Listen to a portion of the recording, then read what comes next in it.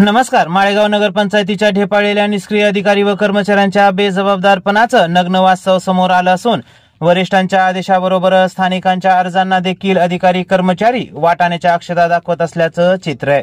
एका बाजूला माळेगाव नगरपंचायत प्रशासन नागरिकांची अडवणूक करून तुगलकी वसुली करताना दिसते, मात्र दुसऱ्या बाजूला सेवा पुरविताना त्यांची पाचावर धारणा का बसते असा प्रश्न उपस्थित होतोय.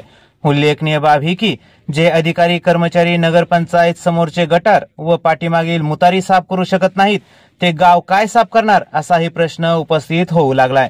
असो, माळेगावात 2 दिवसांपासून पालखी व दिंड्यांचे आगमन सुरू झाले, मात्र माळेगावात सर्वत्र घाणीचे साम्राज्य पसरल्याने डेंग्यू, मलेरिया, चिकनगुन्यासारखे साथीचे आजार पसरून नागरिकांच्या आरोग्याचा प्रश्न निर्माण झालाय.